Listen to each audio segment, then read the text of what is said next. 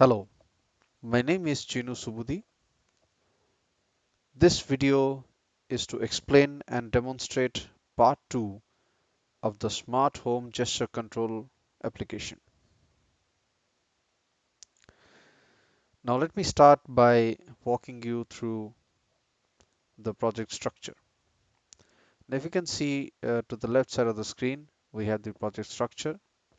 So it contains 4 subfolders and a couple of source code files. The first subfolder is the extracted frames for test data. So this basically would contain the frames that are extracted from the test videos. The next subfolder is the extracted frames for training data. Again, this would contain extracted frames from the training videos. Next, we have the test folder, which contains the test videos. So these are the test videos. Next, we have the train data, which contains the training data videos. Now, the training videos have been taken from part 1 of the project. Next, we have the CNN model. So it's a trained CNN model, which is trained to classify hand gestures. Next, we have the CSV generator. So this has a simple method which creates and writes a CSV file. So it takes two parameters. One is the file name, which is the name of the CSV file to be written, and then it takes the raw data. So the raw data is the data that is to be written to the CSV file. It opens the CSV file for writing, writes the raw data, and then closes the file. Next, we have the frame extractor. So the frame extractor again defines one method which is used to extract frames from a given video. So it basically extracts the middle frame from the given video. So it takes three parameters again. So the first is the video path, the video. The next parameter is the frames path, which basically is the path of is the path where the extracted frame is to be saved. And the third parameter is the count parameter. Now, the count parameter is basically used to incrementally name the individual frames. Now, for example, if we have uh, a data set of size, say 50 or 100, so we would want the extracted frames to be named sequentially, like for example 1.png, 2.png, 3.png, and so on. So the way we use this function is we pass incremental values for the count parameter. Okay. Now the next file, it's this is one of the most important files. So the next file is the hand shape feature extractor. Now this is singleton class. So the reason why this is made as a singleton class is because of the fact that it actually has a reference to the CNN model. Now the CNN model is fairly heavy, uh, and that is the reason why in order to have a lower memory footprint for the application, this has been declared as a uh, singleton class, and we can use the get instance method to get the reference of the object of that class. Okay. Now, what this class actually does is that it extracts feature vectors for a particular image, okay, using the CNN model. Okay. Now, the method of interest here is the extract feature method, which basically takes the image as an input and then passes it through the model and gets the extracted feature vector as the output. So one thing to note here is that this image parameter should be of type OpenCV image, and it should be in grayscale. So this is very important. It should be in grayscale and not in RGB. Okay. So then we have the main.py. It basically defines the main method, as you can see. And so this basically works in three steps, right? The first step is to get the penultimate layer for the training data. The next step is to get the penultimate layer for the test data. And the last step is to compute the cosine similarity between the feature vectors. Okay, so let's go over to the first part. So the first step involves getting the penultimate layer for the training data. What it really means is that extracting uh, the feature vectors for each of the training videos. The way we can do it is by first extracting the middle frame from the video. So, which is by calling the frame extractor method, and then passing the video file name and the location where the extracted frames are to be stored, and count parameter, okay, to name the extracted frames. The next step is to to iterate through the extracted frames folder, and then pick each image frame at a time, and then extract the feature vectors from for that particular frame. Now, the way we can extract is by calling the handshape feature extractor extract feature method. Now, if you can see here, as we had discussed previously, it takes a grayscale image. So this is what we have passed here. Okay.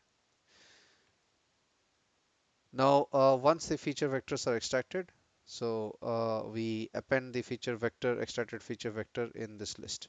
Okay. Now, moving on to the second step. So the second step involves getting the penultimate layer for the test data. Again, this means that we have to extract the feature vectors for the test videos. Okay. Now, the way we do it is it's very similar to the first step. So we get the middle frames of the test data videos, and then we compute the uh, feature vectors for each of the extracted frames, and then we store these feature vectors in a second list. Okay, so after the end of this line, so there we would have two lists. So one list contains the feature vectors for the training data, and the other list contains the feature vectors for the test data. Now the third step is to basically use cosine similarity to match feature vectors in both the lists. Okay, so what we would do is we would take uh, a feature vector for a test video, and then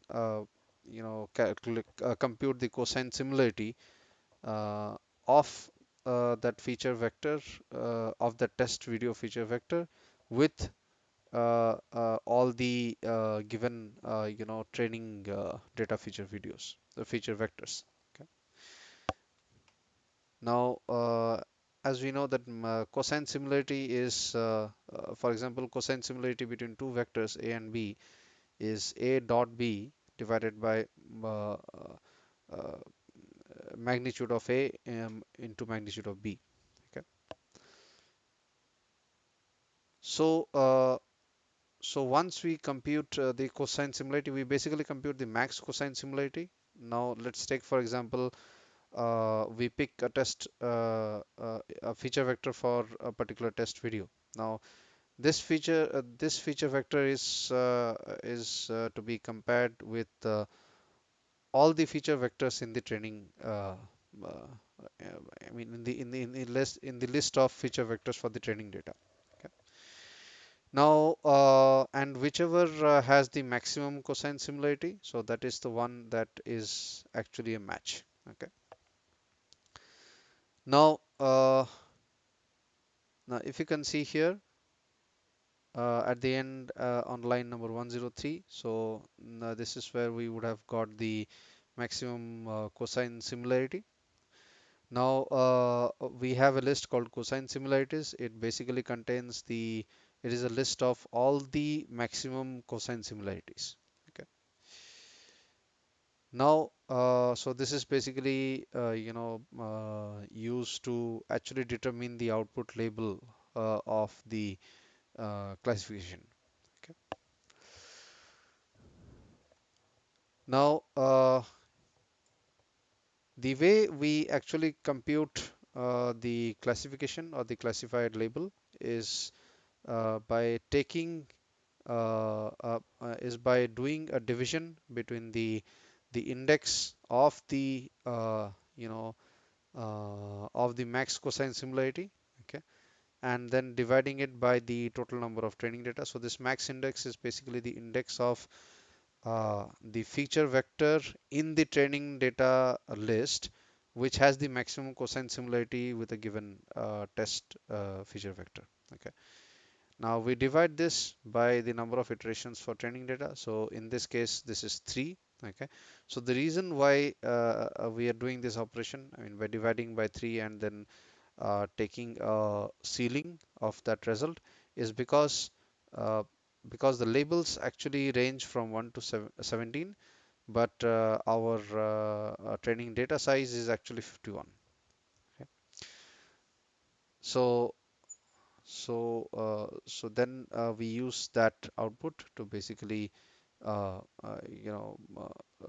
it in the CSV file, and depending on whether the test index and the matching training index, if they're equal, then that actually is registered as a match. Okay.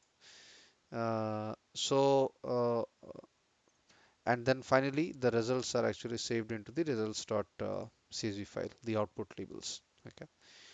Now let us run this code, and yeah,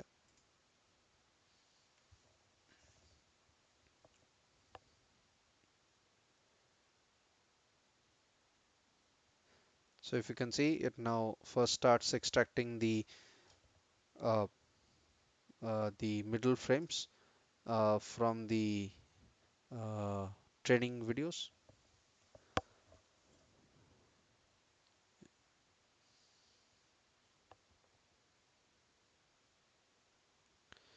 Now it would start computing the feature vector for each of the extracted frames.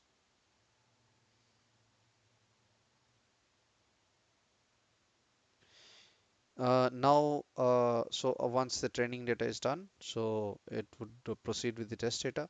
Now these are the uh, test data videos that are getting processed. I mean, the middle frames are getting extracted.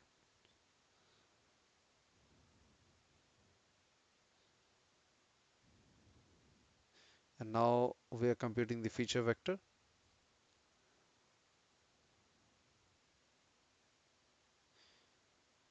Okay, so once the feature vector have been extracted, we use the cosine similarity to compute the labels. Okay, now, so if you can see, uh, so these are the uh, matches with respect to cosine maximum cosine similarity.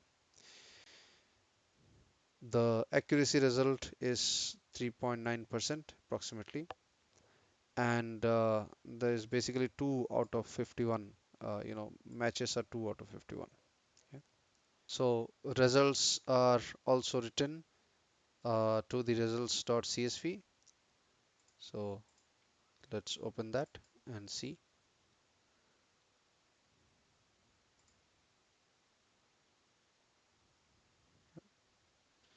So if you can see, the results.csv has 51 rows and 1 column, and the labels range from 1 to 17. Yeah. Thank you very much.